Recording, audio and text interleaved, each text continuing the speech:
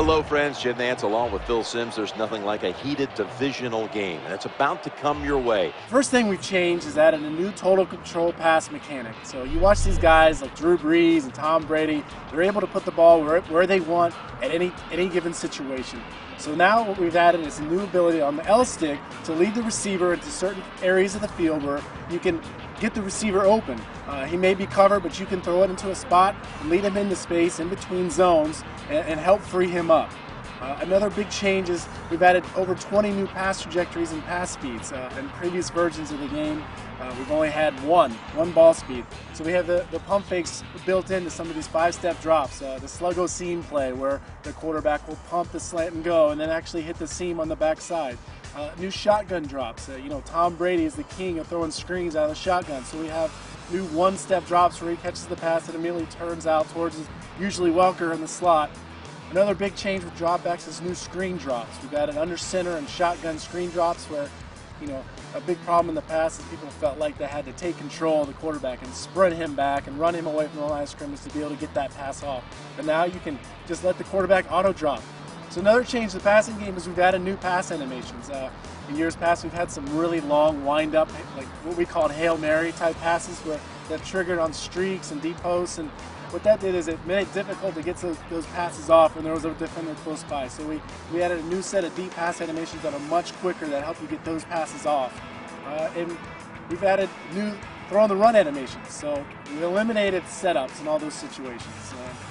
We've added new shovel passes. So those will trigger in situations where the receiver's like 5 yards away, he's looking at you, and instead of playing a full-on wind-up, you just simply get a little flip, a shovel pass, a la Brett Favre style, what he used to do when he used to play. So any Steelers fan will like the next edition. New pump fakes. Big Ben is the king of the pump fake. He pump fakes, sometimes 3 or 4 times on a single play. So we've added new, faster pump fake animations that really help the user get back set quickly. We've slowed down the QB pocket loco.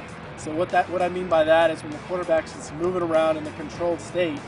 In last year's game, that would actually be up to 78% of his full speed, and it looked kind of silly when you'd see, Aaron Rodgers in this state outrunning defensive ends trying to chase him down, and that wasn't really realistic. So we kind of slowed that down, made it more realistic, and the user benefit of that is it helps keep the quarterback more under control. So all these passing changes are fine and great, but if our receivers don't catch the ball, it's all for naught. So we've really invested in a new catching system as well. And we spent the time to invest in new technology, which allows us to iterate faster and basically isolate all the areas of catching where in last year's game you could see situations where you make the perfect read and you throw the perfect pass and then the receiver misses it. And it either goes over his head or he just doesn't match the catch correctly. This investment in technology has also allowed us to add over 430 new catch animations. That's the huge win here. As you see all these brand new catches playing in the correct situation that look awesome. So all these changes to the offensive side of the ball, we haven't forgot about the defense. In Madden NFL 13, we've added a new read and react defensive AI system.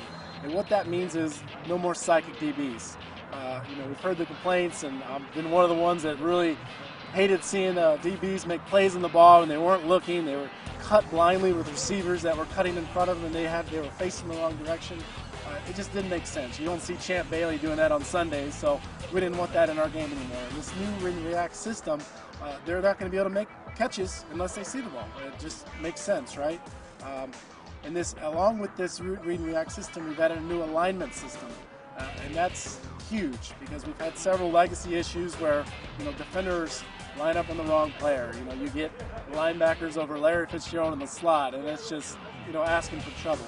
We have new zone swapping logic, so now it just adds to the chess match of the offensive defensive battle on the field. And finally, if you're a fan of NCAA, you'll like the change we've made with alignment controls.